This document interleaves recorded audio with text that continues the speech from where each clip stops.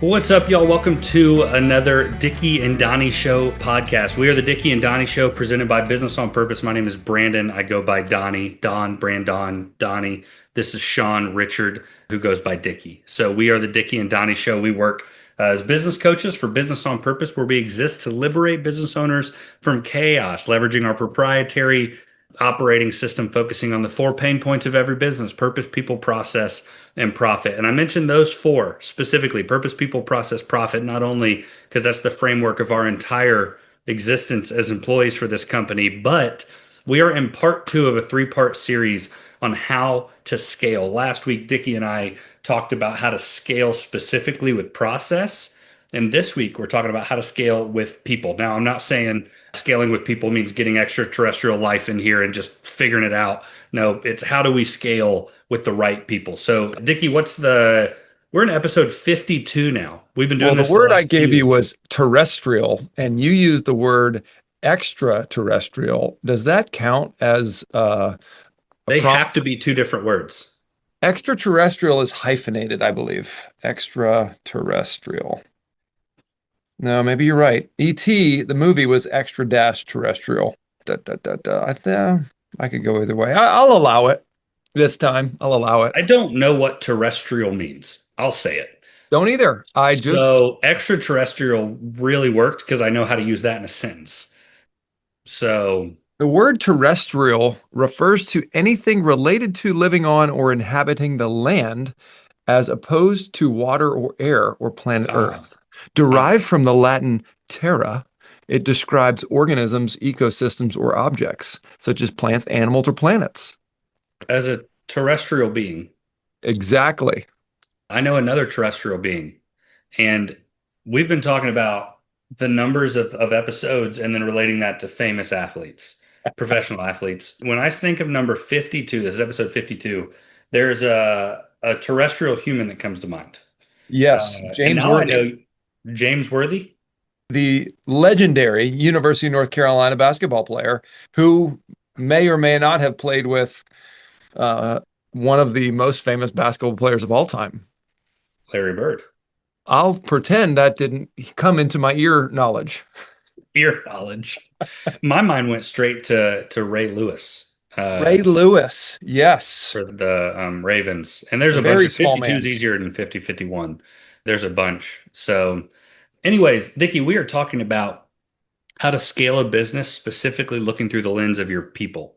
So, when you hear that, I'm on the street, I come up to you. Donny, I just feel like you're not as jovial as I am today. You feel like you're in the business mode. You're like, let's get to work. Let's get this episode done. What do you want from me right now? I'll give you what you want. What do you want? What do you want? You feel like you're in drive mode. You're like, we need to execute this podcast. We need to make this great. And we need to get it done now. Are you in go mode today? Let me process where I'm at. Because I am in go mode today. Yeah, good. I mean, let's get stuff done. But I don't know where it comes from today. And that's what I'm thinking about. I don't know why it's present today. Because I also feel like I'm down to clown. But I'm like, if that's the spectrum, I lean heavier on get stuff done right now. And I don't know why. But I'm also sitting here like, is that a bad thing? I don't know. Maybe no, not a bad thing. It just, But I feel bad because I've let you down now. You haven't let me down at all. For you to take the time in this national podcast to call that out shows that you had other expectations, because for you to notice and then take the time away from this content to say that. I hate podcasts that drone on for hours without saying anything before getting to the topic. And I've told you this before. But here's what I realized. I like to banter with you. I enjoy the conversation. I do as well. It's probably so my favorite I think part. What happens is these podcasts get started and they're like, oh, we're just having fun. But then the listeners are like, this is terrible content. That's okay. Speaking of the listeners, what did you do for Mother's Day this weekend? My wife wanted to be outside, so we drove to Saluda, which is this cute little town in south of Asheville, and we did some hiking at a waterfall, and the kids swam at a waterfall, and we went and got barbecue, and then we watched an old movie with the kids. It was like such a fun Sunday. What movie? Something's Gotta Give, with Jack Nicholson and another famous actress. I forget her name. Anne Hathaway. No, Amanda Peet is the other woman that looks like her. Amanda Peek? Pete, P-E-E-T. And the woman is, doggone it, I forget her name. Very famous. We digress. Why don't we get into the content? My wife's birthday is today. So we No kidding. and Mother's Day was yesterday. So this is the weekend of unmet expectations around our household. My And gosh. she What we did you watched a do? movie with the kids last night. She chose Aristocats, which is the first time our kids have seen it. And Okay. it's funny because if you remember that movie, there's three kittens, two boys and a girl. And Hmm. the two boys have very differing personalities, and the girl is very like her mom, very proper. And it was fun because the whole time we identified right away which one was my oldest son, which one was my younger son who's having a hard time being respectful right now. And then my daughter, who is 4 months, who we want to be very proper, right? All these things. And man, we had the best time because every time they do something, it was like, that's Noah. Like That's 100%, great. that's him. Oh And yeah. oh, we had so much fun. What are you doing for the birthday tonight? So she's going to pottery tonight. Okay. She enjoys that once a week. She goes and does that. So that fell on a Monday night, which just so happens to be her birthday, and she was actually excited about that because she doesn't have to prep dinner. Bedtime is right now one of the hardest. It's one of the sweetest, but it's one of the hardest time consuming Mm. and whatnot times for us. So she gets to avoid that. So today I got out early and got Starbucks for her before anybody woke up. So she got that and Wow. we did a Great lot this job. weekend, kind of as a combo, because to Nice. justify doing all that we did, I was like, it's going to That's, count for both. yeah. But the boys and Popey Caroline all got her something for Mother's Day and her birthday. And I stinking love that, man. I'm so happy for what is it called when you throw pottery? Is that right?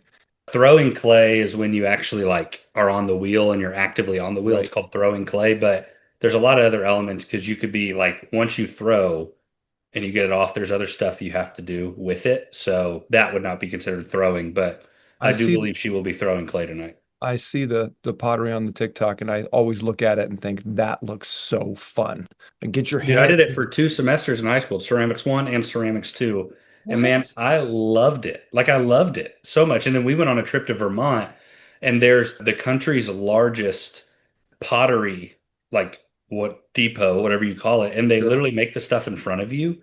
Wow. And we went during office hours or viewing hours, and we literally got to walk into the room and there's six people and they're professional at this. They're throwing clay. They have like these mugs that they'll make thousands of them. They all look exactly the same, which is so hard to do. So they have these like Incredible. measurement sticks where Huh? they like it's the right amount of clay. They throw it on, it's the right diameter. They check that before they go vertical. When they go vertical, they check the height and and even the grooves for where your fingers would sit. Like man, it was fascinating to watch. And that's what got her into it. She came back and she was like, I want to try.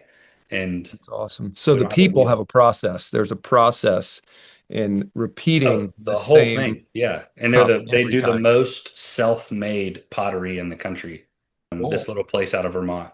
So It's awesome. it was cool. It was cool. Sorry that I'm not jovial today. I wish you would stop apologizing I know it's what my it's counselor gonna says it too, but I would just make me can't angry. stop. No, you're in go mode. I had a great lunch with a friend who is in our business as well. But he's doing like large scale, mid-sized, large companies. And I was talking to him about some shared work we could do together. And I just had such a great lunch. I felt really good coming into this podcast, and I'm just happy to see you. Great. So, yeah, That's great. Yeah, I had just with the way my Mondays work, the series of just to meeting, structured meeting back to back to back, pretty much from start to finish. and then you get So a clown like me coming in to, and I love it. And it's usually a break, but I actually this morning I took Popey out to breakfast. So my meeting structure's a little off. So maybe I feel like I got my relational in earlier, where usually this is it in the day. Mhm. So Okay. I want you to know I'm not going to be the one to transition us because you've scarred me. So I'm not going to get us on. So it's going to have to be you if we're going to go there. All right, let's do it, Donnie. Thanks for just meeting me where I am. I mean, Man, yeah, become all things to all people. So that by all means I might win some. that's So right. I've heard that before. have So you? we're talking about scaling businesses, and we do a lot of work with businesses to get stability, to get clarity and stability. But oftentimes, the business owner wants to grow revenue, wants to grow product or accolades. And so there's a scaling that has to happen, which is growing revenue, growing people, growing processes, growing your business. And so, Hmm. what does it take? When you think about people, we talked about process last week. People don't always scale because they're specific, unique, good at certain things. And so you can't, if you're a architect or a designer, you can't always replicate the genius in your type of work, but there is a way to repeat the work. So what does it look like to grow your business in the people side? Man, it is. It's even the way you set up that question, which I think is a great question. It's so nuanced for what you're doing. You mentioned design. I work with some interior designers, and both of them have found some young, and they've all been girls, to like really catch the I hate this phrase, but like catch the vibe of what they're doing and been able to train them of like, hey, and it's weird because the training is a lot of what my wife's trying to do with me of like that shirt would never go with those pants. And you're like, sure, it's fine. But for there, it's a little like grander of like, hey, you see outside how when we drove up the flowers in the pot by the fireplace or by the mailbox, like if we could incorporate some of that yellowish blue in the wallpaper of the powder room, like, and we tell them that's the connection, they're gonna love it. So there's so many nuances to it of being able to combine all that. They can train on some of that. There's a level at that industry specifically that you just have to have it or you don't. And then you can learn some of the nuances of the owner, or the owner will say, hey, run in your lane. Like they want someone who's like, we love animal prints. Hey, you need to work with Kelsey. Kelsey is amazing with animal print and what like you can get that. But when you think of scaling for someone like an interior designer or more of a niche skill set, not an electrician who has a niche skill set based on licensing, but a niche skill set based on skill set, whatever, right? Based on the ability to have people like your style, man, scaling can look a lot of different ways. And it's funny because I have two interior designers and they both look at it a little differently. One of them, we are trying to find people to come alongside of her to help in the work. That's what Mm, scale usually does. Well, if I can have four designers, I can do generally twice as much as two designers, maybe even a little bit more because we're sharing some of the admin time. Or, they're scaling that way. And for a lot of our construction companies, that's probably what it looks like. Man, if I could just get one more crew, that would open up the ability to mhm. either do this new type of work or more of the same type of work. If I could just find an estimator, man, that would free me up to go get more houses sold that our building team could actually produce currently, but I don't have the Right. time to go make three more sales a year. But if I brought in an estimator, then I could. That's a way of scaling. One of my designers, we are not trying to bring in designers. We're trying to get everything off of her plate that's not the design because that would allow them to scale. Because she's like, I can do design for so many people, but I have to put together the proposals. I have to go meet them at their house. I have to get the furniture in. I got to organize it. I got to do inventory. But if we can have people do all that and all I do is just interface with the client and tell them where they should put stuff and what stuff should look like. And that's not all a designer does. Designers are listening to this like, you don't even know us. You're right. I'm a dude and I can't match my clothes, but You I can just coach you. pick a vase and you put a flower in it and you stick it on a table. And Boom. yeah, Design. nailed it. You I nailed know. it, right? Yeah. I will say I can coach an interior designer, though. It's worked multiple times. So I say all that. I think scaling, when we think of it, it's, well, we need more people. I would always pause before that and say, where are we able to scale? We started last week. We can't scale in process until we have a vision that allows for scale. And then we can't really scale the vision until the process is where it needs to be or whatever that might be. Mhm. I think people is similar in a way when I look at it. Like, what does the scale call for? Does it call for, if I'm a custom home builder and scale calls for adding renovation? Well, it changes our people. If I'm a custom home builder building 5 houses a year and scale calls for building 10 houses a year, but it's our current product, scale looks different. So I think you have to identify what lane does scale even look like? Because if scale looks like X, then the people that require that scale look totally different. And sometimes it's hiring full-time staff that are W-2 that wear our shirts. Sometimes it's hiring significantly more support staff to protect or to provide more availability for the people that produce the product right now, but they don't have to do all the other stuff. So I What really I'm do hearing, my, what I'm hearing from you is that there's nuance to the type of business, to the goal or the vision trajectory of the business, number two, and the actual owner or founder and what they're great at or what they're good at. So it's not just like pull one lever, push one button. There's nuance, that's probably the right word, to yeah. what it looks like for each company, for each person. And some people that if you, well, from what I've seen, if you've engaged in any level of scale and it's gone well, you pretty much know what the next level looks like. Here's an example. I have somebody that wants to open up another branch. They have two current branches. They want to open up a third. And their first office headquarters has significantly more staff because it hosts all the admin, all the HR, all that. But they went and hired, and they realized that a team of three was able to run it with the support staff back at the headquarters. So the team of three being a project manager and two helpers, one that helps with all the operational and one that helps with all the admin for the specific jobs, like that team can run an appropriate amount of stuff to be profitable. So when Mhm. we think of adding in location three, what do we go find? We need a team of three. Now there's a layer to how we hire and when we hire and which one we hire first and how we train and all that. But they know this team of three can be profitable because we've seen it done before, but they also made some mistakes the first time. They hired a full admin team just for that, and it was like we don't need that. We don't need that. So I really do think it depends fully on the situation. It's not always just hire more people. It's not always go hire the good people. It's we need to know what positions to identify the gap is a big thing we talk about in our hiring process. I'm So even wondering, is there a time that, so say you're going to launch a new region or you're going to launch a new product. So you're scaling your process, sorry, scaling the people needed in the process. Is there a time that you would ever go full bore? Just say, hey, we're hiring 10 people, we're doing building this and going at it, or is it make sense mostly to do an MVP, minimum viable product, minimum viable person? Let's see if we can establish the sales rhythms in this region or with this product, and then we put fire to it. I think, okay, this is going to seem like I'm going off the rails, but I'm not. Great, I'm here for it.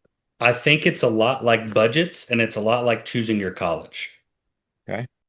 Are there the wrong colleges for you? Maybe. Is there a single right college for you? I would guess probably not. You could choose 50 of them and you could do them all correctly or you could do them all poorly. They're all different. I So think you don't believe in soulmates. I think it could be out there. I don't like I think You're marriage like, and love is a there's full probably choice. plenty of people I could have married that would have made great spouses and it would I have been think no fine. one as good as your wife, obviously, and I agree the same, but like there's a choice in it. Like I do wake up and have to choose to love her. Some days it's easier than others, and I know every day is hard for her because I'm a fucking mess, but it's still a choice. So I think the budget too, when people are like, well, what are the right budgets? Is it this? Is it this? Is it this? And oftentimes, because I've worked with a lot of college students that are transitioning, obviously college choice, all that, you can see where my mind's at. But like honestly, if you have an approach, you can do it well. You can do it poorly, but if you don't have an approach, it's probably not going to go well. So when you ask, is it better to have like an MVP or full scale? Both can be done well and both can be done horribly wrong. I'm in the process of getting to know a business owner, and the way that their business is set up is they had an opportunity. Their biggest referral source was scaling. And they said, hey, if you scale with us, we'll bring you along, but you have to scale to this level. So they went from a year ago, three full-time employees to now having 22. And that other business has not scaled yet. So now they're like, Oh we're gosh. ready. Like we're ready. Their revenue has maybe grown from, let's Oh say my it was at gosh. 2 I'm million. terrified. Let's say it was at 2 million with three employees. It's at 2.5 with 22, 23, Are whatever it is. they net profitable? They don't know, which goes into next week. How do you scale looking at the numbers and profit? Oh my Um, gosh. but I like you look at that, and right now you'd argue it's probably not the best way for them to have scaled. However, they had this dream of a situation come up and they went for it. Now, I would also Love say it. you don't want 95% of your income coming from one lead source because that one source goes dry, so does 95%. But it's the situation they found themselves in. So I think you can do it well with kind of a batch hire, especially if you've done it before and seen it done. With batch hires, you have to think of all the training involved. You have to think of all the additional overhead really quickly. This will go into next week. But if you're going to hire someone and you don't know if you need one or two, I would so highly recommend the subdivided bank accounts and have a bank account for a new hire. And that allows you to trigger, man, when I have 30 grand, that's half a year of a new salary. I know I already have saved roughly 6 months of their salary.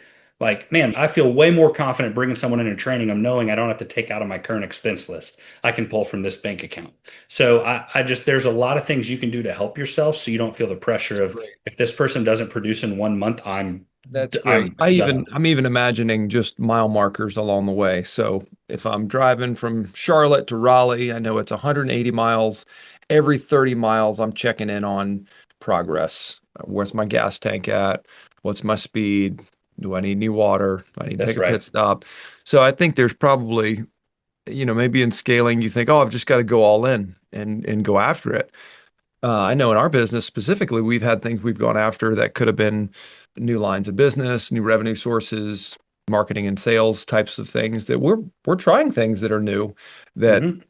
maybe have or haven't worked. And I know of some couple recently we've tried, me personally working with one side of it that we think, yeah, this could be a great option, and it yielded no results. So we said, okay, we're not going to keep dumping resources into something that's not producing, even though it could be a great idea. Man, here's what I'll say with that, because and I appreciate you bringing that up. We talk about having a vision, right? That's the destination. You said from Charlotte to Charlotte to Raleigh. Raleigh. Yeah. You have a destination. Well, my destination in my business is I'm at 2 million with 3 employees. I want to go to 10 million with 20 employees. Okay, that's a destination. So we chase after it. We call that vision. We have enough content on this channel about vision for you to go back and look at that. But it's not just the destination. We have mission statement, which is the fuel, and we have core values, which are the guardrails. Like these decisions of, well, I don't know which one would be best. Does it get you closer to your vision? Does it stay within your core values? And does your mission statement propel you to actually chase after it? If Yeah. the answers of those are yes, we do need to make sure we get all the details right, but like go for it. Like that would be a reason to go for it. If it maybe gets you towards your vision, you definitely have to, for instance, a lot of companies will have the core value debt free. Well, we have this opportunity, but we'd have to take out $1 million loan. You're right. The opportunity might be great, but if that's your method of scale and one of your core values is debt free, I'm not saying everybody has to have that core value, but we run into this all the time. That is outside of your core values. That is not the decision you should make. Or we need to rethink one of our core values, which has gotten us to this point. So I think you have to look at all of those pieces as well. Have you, Dickie, ever run into a situation where, like, one of your businesses or you've run into a business that has decided to scale and doesn't know the next step? And if so, where have you led them right away? I'm assuming if someone's listening to this, one, they love you and me and our banter. And two, it's because they're interested in the process of scaling. What's one of the first things you'd look at through the lens of people? I'll tell you one that's been challenging for me, and I will keep the names anonymous to protect the innocent or the guilty. Deborah, Deborah. Who's Deborah? the name of the client. Oh, Deborah. Oh, yeah, Deborah. Deborah hired the right people, built the plans, did the right work, didn't produce the right outcome. And so Deborah went back to the drawing board, rehired, built new plans, not producing the right outcome. And to me, I was very shocked. We made some really good hires in this company and really made some, I was like, oh, we made the turn. I thought I caught the dip with them. We wrote it down. It was painful. And we caught the dip and we're going back up, straight back up. We brought a board in of business leaders in Charlotte and super impressive group of people. Like I felt like I was in there with crayons, drawing on, we do this business processes. These guys have, I mean, tens of millions of dollars, run huge companies. And I'm in this room and thinking, this is really cool because there's all sorts of investors and business leaders and minds and people that are really doing good work. So we brought this group in because we had done some things that felt like the right things and then came away from that with really some good free actionable steps. And then so now we're holding ourselves accountable with this overseer board to make the right direction. So for Mm, us, it was pivoting early, asking for help. If I was going to boil this down into like cookie cutter, euphemisms or whatever, like sayings, uh, nailed it. yeah, ask for help, pivot early, make the hard decisions, be direct, be honest about the conversations, and yet TBD if this actually works. But the ideas are good. The execution has not been there. And so we always say ideas are cheap. Execution is everything. Like if you can implement a half-baked plan, you're going to be more successful than a perfect plan that never gets off the ground. That's so good. Dickie, I think scaling is a hard thing, and often the motives are attached to greed. And I'm not calling you out unless you feel called out. Then you probably needed to hear that. But if there's a real value to what you do, one of mine there, we've had him on the show before, they're passionate about improving people's life. His Mm, scale has always been undergirded with this, like, yeah, but it's more lives we could improve. And you're mm, like, let's chase after it then. If it's, man, this would allow me to do X, Y, or Z, it's not that it's wrong, but there's a lot of details that go into scaling a business. And oftentimes they're for great reasons. And a lot of times it goes really well. When it comes to people, you just need to make sure you cover your bases. So you can find us at businessonpurpose.com. You can look, we got a bunch of stuff. Both Shawn and I are there. We are two of our 8 coaches. So we coach business owners all around the country, anywhere from 3 to 100 employees. Been in business for about a year, have the real desire to grow, not necessarily scale revenue, but to grow process, to grow structure, to grow the amount of time you can go do what you want with. So if that's something that interests you, please reach on out. There's a contact page, or you can email Dickie or I at Shawn at Business on Purpose or Brandon at businessonpurpose.com.